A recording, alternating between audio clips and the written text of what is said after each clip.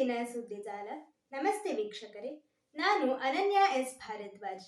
ವಿಶೇಷ ಸುದ್ದಿಗಳ ಪ್ರಸಾರ ವೀಕ್ಷಿಸಿರಿ. ಭಾರತವು ಪ್ರಕಾಶಮಾನವಾಗಲಿದೆ. ಆರ್ಥಿಕ ಸಮೀಕ್ಷೆಯ ಭವಿಷ್ಯ ನುಡಿ. 2025-2026 ರ ಆರ್ಥಿಕ ಸಮೀಕ್ಷೆಯು ಮಧ್ಯಮಾವಧಿ ಬೆಳವಣಿಗೆಯ ಮುನ್ನೋಟವನ್ನು 6.5% ರಿಂದ 7% ಏರಿಸಿದೆ.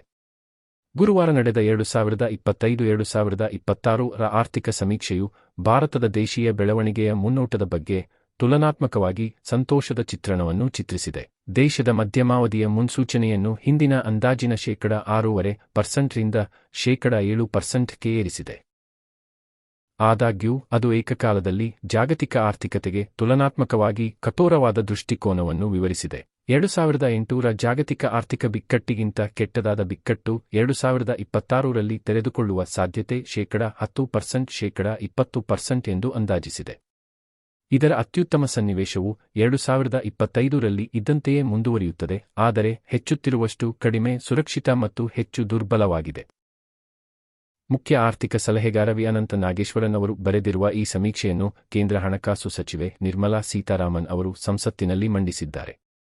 ಈ ಸಮೀಕ್ಷೆಯು ಜಗತ್ತಿನ 3 ಸಂಭವನೀಯ ಸನ್ನಿವೇಶಗಳಲ್ಲಿ ಪ್ರತಿಯೊಂದೂ ಭಾರತಕ್ಕೆ ಅಪಾಯವನ್ನುಂಟು ಮಾಡಬಹುದು ಎಂದು ಹೇಳಿದೆ. Has resulted in a very expensive stock market, almost reaching the highs before the tech bubble burst in March 2000. Concentration risk even more than what we saw earlier in terms of ಕ್ಯಾಂಪಸ್ಗಳಲ್ಲಿ ಜಾತಿ ತಾರತಮ್ಯ. UGC ನಿಯಮಾವಳಿಗೆ supreme ತಡೆ.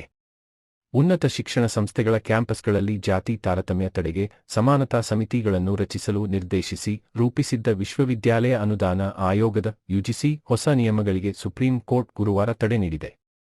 ಸಮಾಜದ ಮೇಲೆ ಅಪಾಯಕಾರಿ ಪರಿಣಾಮ ಬೀರುವ ಮತ್ತು ಸಮಾಜದಲ್ಲಿ ವಿಭಜನೆಗೆ ಕಾರಣವಾಗುವ ಸಾಧ್ಯತೆ ಇರುವುದರಿಂದ ಈ ವಿಷಯದಲ್ಲಿ ಮಧ್ಯಪ್ರವೇಶಿಸಬೇಕಾದ ಅಗತ್ಯವಿದೆ ಎಂದು ಸುಪ್ರೀಂ ಕೋರ್ಟ್ ಮೌಖಿಕವಾಗಿ ಅಭಿಪ್ರಾಯಪಟ್ಟಿದೆ.